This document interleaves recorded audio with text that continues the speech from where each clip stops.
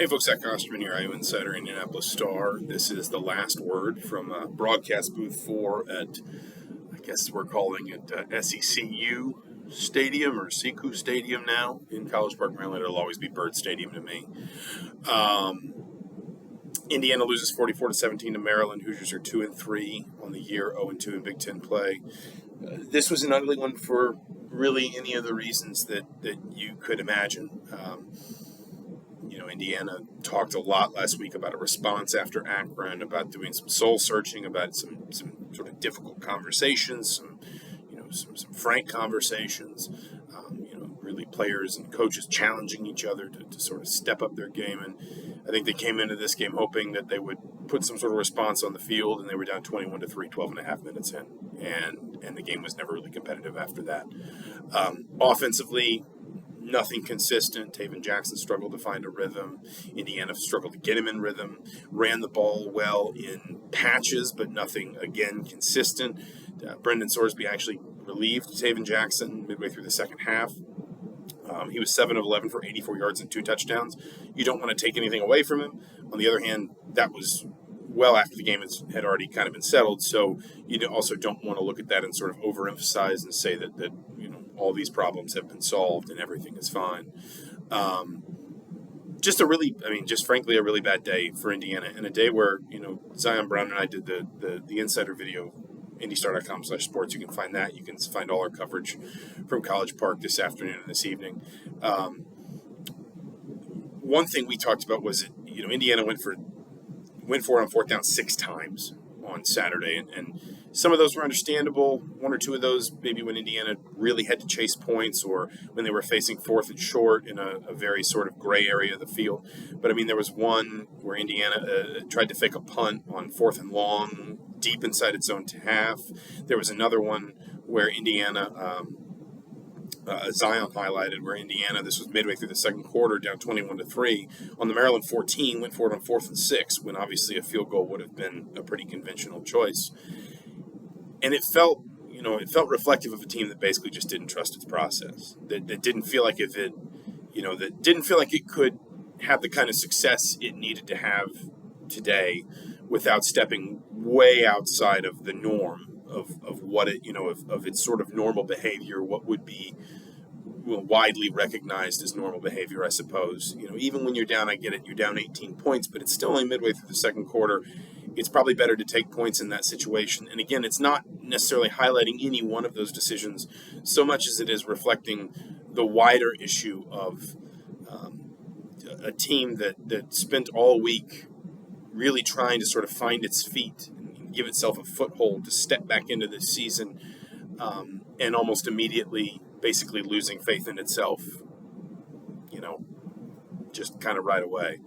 The big talking points, I think third straight week, Indiana's defense has allowed 400 or more yards of offense.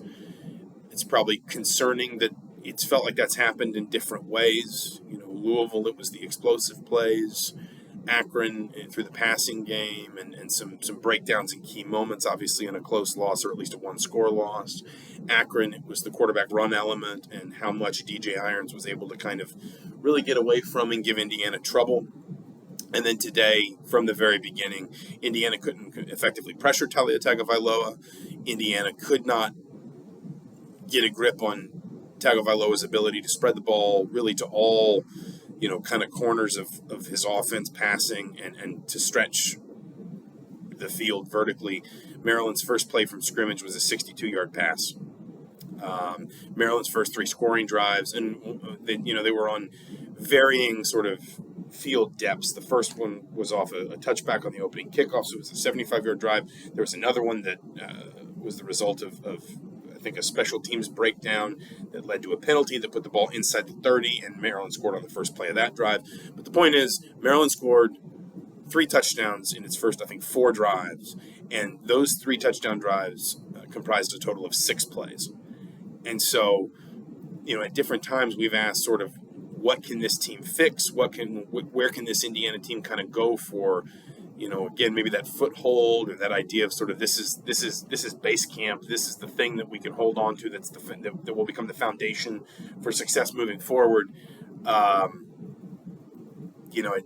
a game like this makes you question if there is a place Indiana can go for that. And that's a harsh reality to live in, because as I wrote in my Insider tonight, you can talk about self-evaluation and self-reflection and even, self-criticism all you want.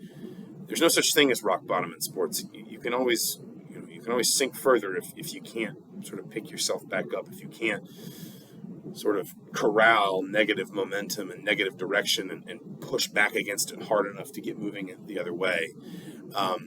Indiana now faces a bye week where I think you're going to have your last really good chance, given the timing of it, 5 weeks in, almost exactly the halfway point in your season, 2 Big Ten games already in the rearview mirror, to maybe engage in some of that self-reflection in a more meaningful way than what you would be able to do just from Saturday to Saturday when you're dealing with the rhythm of practice schedules and things like that.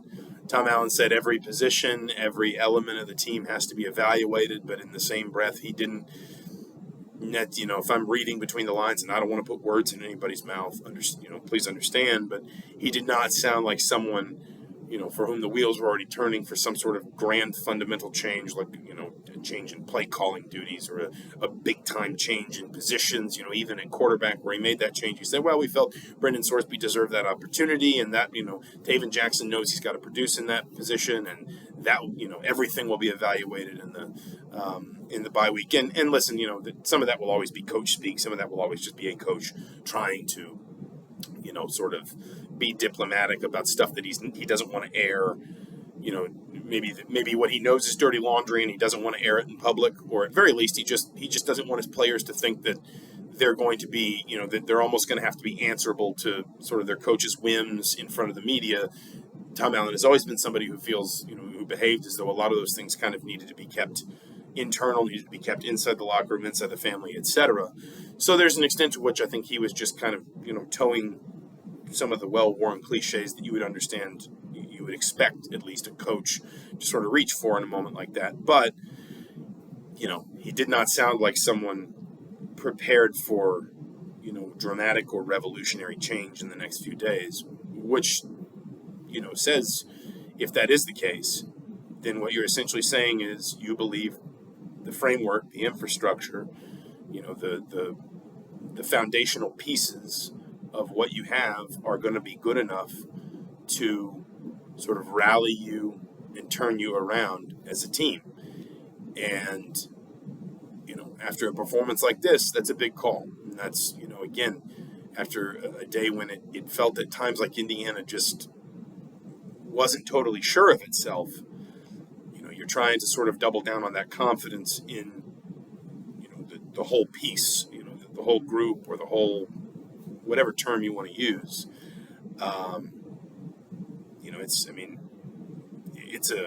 It is a difficult circle to square, and it's what is in front of Tom Allen now at this point and his staff, and then on down to his players. And, there's a lot of talk again about sort of maybe, poor execution leading to poor performance.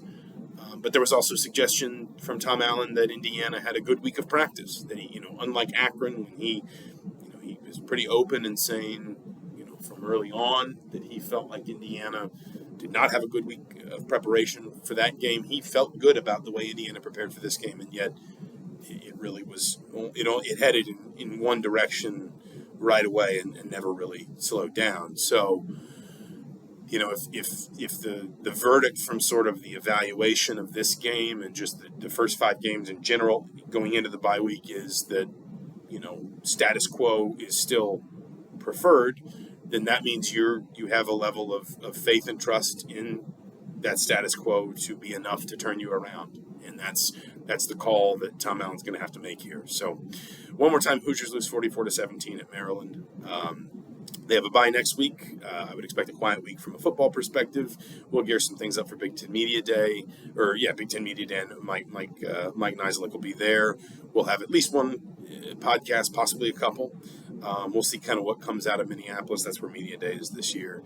And we'll keep sort of spinning forward in both basketball recruiting and obviously also basketball preseason, with the basketball season just a little over a month away now. Thank you for watching. This has been the last word from Maryland. We will talk to you soon.